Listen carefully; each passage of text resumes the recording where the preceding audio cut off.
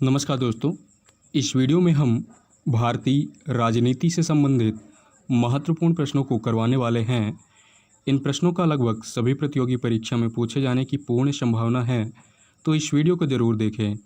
इसके अलावा अगर आप हमारे वीडियो से संबंधित कोई भी पीडीएफ चाहते हैं तो ज्वाइन करें हमारा टेलीग्राम चैनल, जिसका लिंक आपको इस वीडियो के डिस्क्रिप्शन में मिल जाएगा। तो आइए चलते हैं टॉपिक पे।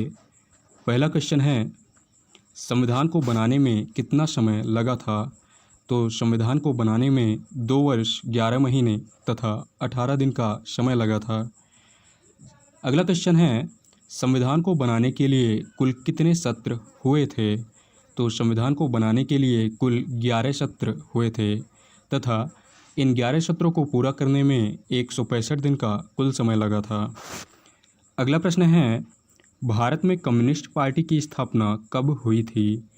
तो भारत में कम्युनिस्ट पार्टी की स्थापना 25 दिसंबर 1925 को करी गई थी। इसके अलावा कम्युनिस्ट पार्टी की स्थापना एम.एन. रॉय के द्वारा की गई थी। अगला प्रश्न है, सीपीआई का पूर्ण रूप क्या है? तो सीपीआई का पूर्ण रूप कम्युनिस्ट पार्टी ऑफ इंडिया है। अगला क्वेश्चन है, संविधान बनाने हेतु संविधान सभा की मांग करने वाले प्रथम भारतीय व्यक्ति कौन थे? तो संविधान बनाने हेतु संविधान सभा की मांग करने वाले प्रथम भारतीय व्यक्ति एम.एन. रॉय थे। अगला क्वेश्चन है, संविधान सभा ने कार्य करना कब से प्रारंभ किया था? तो संविधान सभा ने कार्य करना 9 दिसंबर 1946 से शुरू किया था। अगला प्रश्न है, 1946 में भारत के वायसराय कौन थे, जो कि भारत के अंतिम वायसराय भी थे? तो 1946 में भारत के वायसराय लॉर्ड माउंटबेटन थे तथा आज़ादी के बाद प्रथम तथा भारतीय वायसराय सी राजगोपालाचारी को बनाया गया था। अगला क्वेश्चन है, भारत में योजना आयोग की स्थापना कब हुई थी? तो भारत में योजना आयोग की स्थापना 1950 ईस्वी में करी गई थी।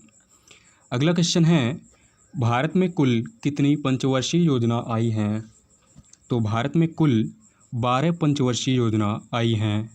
प्रथम पंचवर्षीय योजना आधारित मॉडल हेराल्ड डोमर मॉडल पर आधारित था तथा द्वितीय पंचवर्षीय योजना पीसी महालानोबिस मॉडल पर आधारित थी। अगला क्वेश्चन है, संघ लोक सेवा आयोग अपनी रिपोर्ट किसे प्रस्तुत करता है? तो संघ लोक सेवा अपनी रिपोर्ट राष्ट्रपति को प्रस्तुत करते हैं। अगला प्रश्न है, भारत की सभी राष्ट्रीय सेवाओं का गठन किस अनुच्छेद के अंतर्गत होता है? तो भारत की सभी राष्ट्रीय सेवाओं का गठन अनुच्छेद 312 के अंतर्गत किया जाता है। अगला क्वेश्चन है, राष्ट्रीय सेवाओं का गठन किसके द्वारा किया जाता है? तो राष्ट्रीय सेवाओं का गठन राज्यसभा के द्वारा किया जाता है।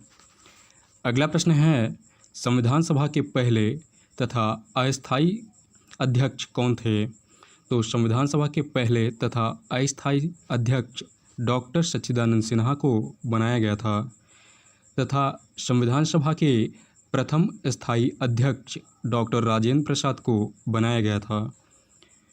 अगला क्वेश्चन है, आपातकाल के समय मौलिक अधिकारों के निलंबन हेतु कानून किस देश से लिया गया है? तो आपातकाल के समय मौलिक अधिकारों के निलंबन हेतु कानून जर्मनी से लिया गया है। अगला प्रश्न है, भारत के दूसरे मुख्य चुनाव आयुक्त कौन थे? तो भारत के दूसरे मुख्य चुनाव आयुक्त के.वी.के. सुंदरम को बनाया गया था। अगला क्वेश्चन है, निजता का अधिकार किस अनुच्छेद के अंतर्गत आता है? तो निजता का अधिकार अनुच्छेद 21 के अंतर्गत आता है। अगला प्रश्न है, भारतीय संविधान किसके द्वारा तैयार किया गया था? तो भारतीय संविधान संविधान सभा के द्वारा तैयार किया गया था। अगला क्वेश्चन है, संयुक्त राष्ट्र में प्रक्रियात्मक मामलों पर निर्णय कितने सकारात्मक मतों द्वारा लिया जाता है?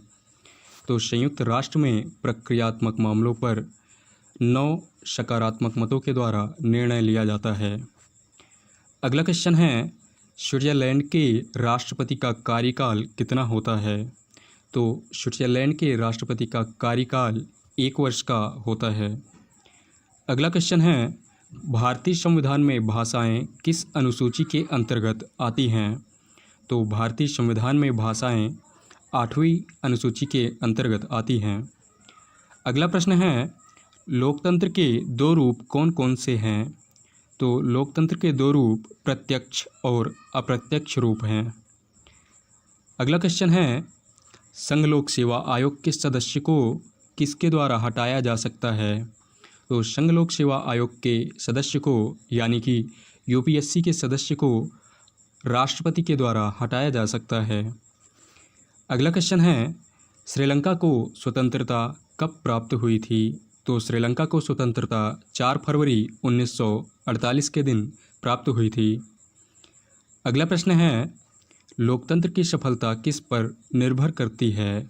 तो लोकतंत्र की सफलता विरोध करने का अधिकार पर निर्भर करती है। अगला क्वेश्चन है, चीन की आज़ादी के समय चीन के राष्ट्रपति कौन थे? तो चीन की आबादी के समय चीन के राष्ट्रपति माओ जेडोंग थे।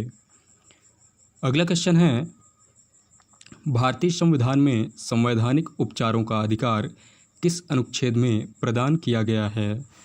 तो भारतीय संविधान में संवैधानिक उपचारों का अधिकार अनुच्छेद 32 के अंतर्गत प्रदान किया गया है।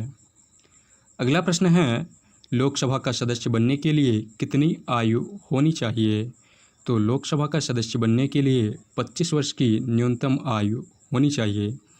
लोकसभा का कार्यकाल 5 वर्षों का होता है। लोकसभा का सदस्य बनने के लिए व्यक्ति का भारतीय नागरिक होना आवश्यक है। अगला प्रश्न है, राज्यसभा का सदस्य होने के लिए व्यक्ति की आयु कितनी होनी चाहिए? तो राज्यसभा का सदस्य होने के लिए व्यक्ति की आयु 30 वर्ष होनी चाहिए। अगला प्रश्न है, भारत और पाकिस्तान के बीच शिमला समझौता कब हुआ था? तो भारत और पाकिस्तान के बीच सन 1972 में शिमला समझौता किया गया था। अगला क्वेश्चन है, किस देश में चुनाव हेतु सबसे पहले मतपत्रों का उपयोग किया गया था?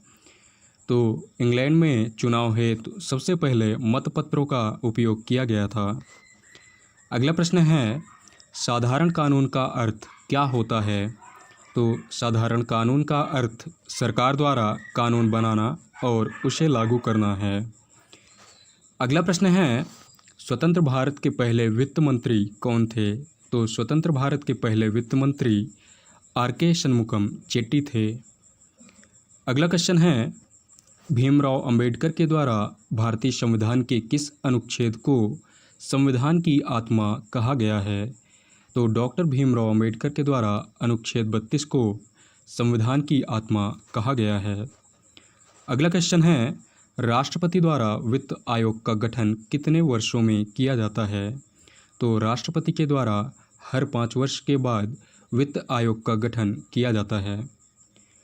अगला क्वेश्चन है, भारतीय संविधान में कुल कितने मौलिक अधिकार हैं?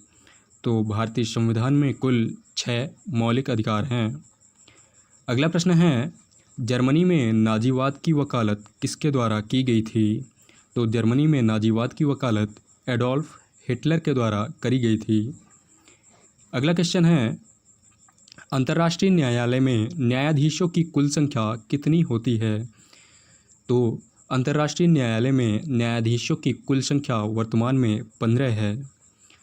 अगला क्वेश्चन है, भारत में संविधान दिवस कब मनाया जाता है? तो भारत में संविधान दिवस 26 नवंबर के दिन मनाया जाता है। अगला प्रश्न है, भारत सरकार की कैबिनेट प्रणाली की सबसे महत्वपूर्ण विशेषता क्या है? तो भारतीय सरकार की कैबिनेट प्रणाली की सबसे महत्वपूर्ण विशेषता सामूहिक जिम्मेदारी है। अगला क्वेश्चन है, भारत एक पूर्ण संप्रभु लोकतांत्रिक देश कब बना? तो भारत एक पूर्ण संप्रभु लोकतांत्रिक देश 26 नवंबर 1949 के दिन बना था। अगला क्वेश्चन है, सामान्य भारतीय चुनाव किस सिद्धांत पर आधारित होते हैं? तो सामान्य भारतीय चुनाव क्षेत्रीय प्रतिनिधित्व पर आधारित होते हैं। अगला क्वेश्चन है, एक संघीय सरकार में राज्यों के पास कौन सी शक्तियां होती हैं? तो एक संघीय सरकार में राज्यों के पास संविधान द्वारा दी गई शक्तियाँ होती हैं। अगला क्वेश्चन है, दुनिया के किस देश में पहली महिला प्रधानमंत्री चुनी गई थी? तो दुनिया के श्रीलंका देश में पहली महिला प्रधानमंत्री चुनी गई थी। अगला प्रश्न है, केंद्रीय प्रदूषण नियंत्रण ब्यूरो किस मंत्रालय के तहत कार्य करता है?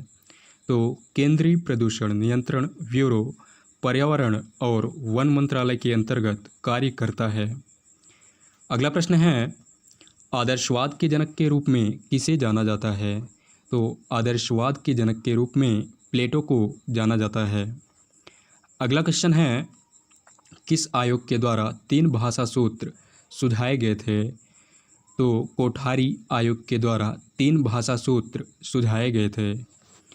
अगला प्रश्न है, भारतीय संविधान है, यानी कि भारतीय संविधान कैसा संविधान है?